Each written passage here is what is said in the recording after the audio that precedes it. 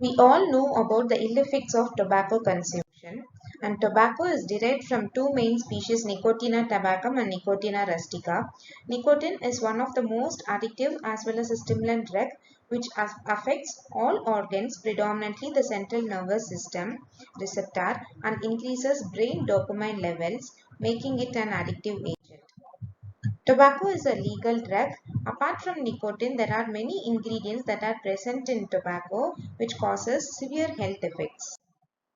Many tobacco users may not be willing to quit the habit due to misinformation or concern about the effects of quitting or even demoralization because of unsuccessful previous quit attempts.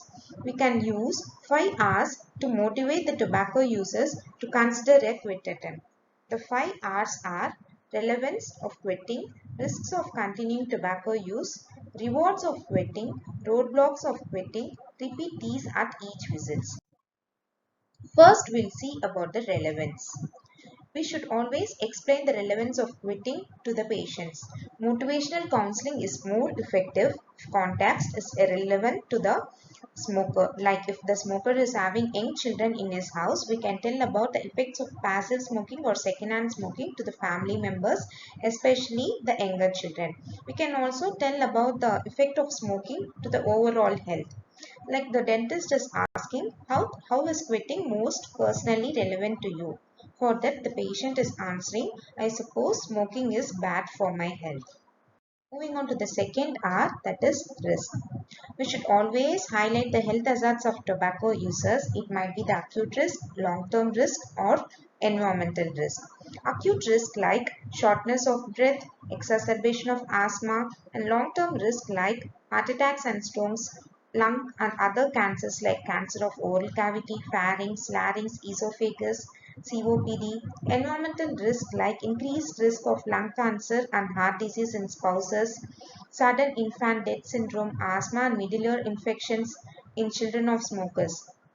So we should always highlight the health hazards to the tobacco users. Like the dentist is asking, what do you know about the risk of smoking to your health? What particularly worries you? The patient might answer, I know it causes cancer. That must be awful. For that, the dentist is answering, that's right, the risk of cancer is many times higher among the smokers. Coming to the third R, that is rewards. We should always tell about the benefit of quitting, like improved health of self and other family members, better physical performance, how much he can save if he quit the habit, and other relevant advantages should be explained to the patient, like improved overall health as well as the oral health, like healthier gums, teeth, halitosis, feeling better and performing better. He'll have more energy once he quit the habit. Taste will be better, saving money, set a good example to children. He can stop worrying about the quitting habit since he have already quit the habit, reduce risk for many diseases so that he can have longer life as well as a healthier life, prevent exposure to secondhand smoking for his smokers family.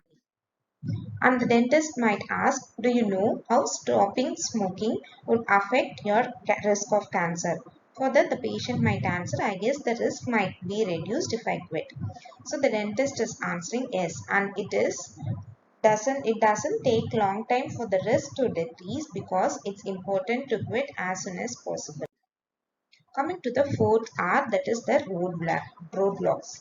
Roadblocks are nothing but the barriers. We have to identify the barriers, what all barriers he might face once he quit the habit, like withdrawal symptoms like weight gain, fear and concern associated with quitting, depression, lack of social support, enjoyment of tobacco, are some of the barriers that the patient may face in this attempt.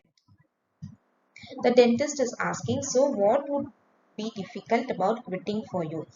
The patient is answering cravings. So the dentist is telling we can help with that.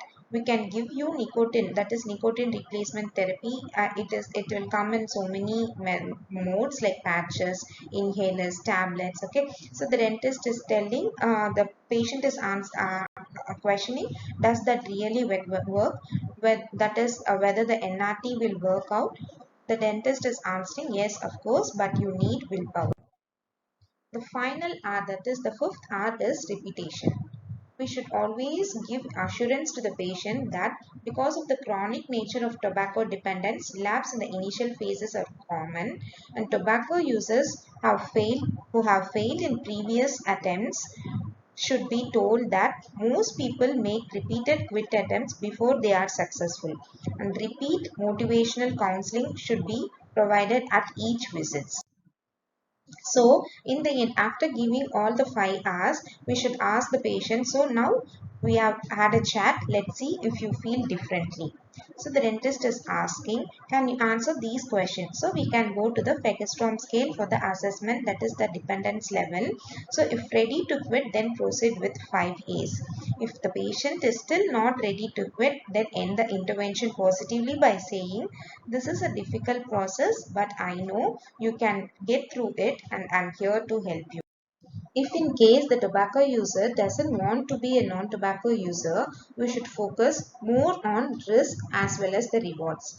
If the tobacco user wants to quit the habit but he is not at all confident in quitting, we should focus more on roadblocks. So the 5 R's are relevance of quitting, risks of continuing tobacco use, rewards of quitting, roadblocks to quitting, and repeat these at each visit.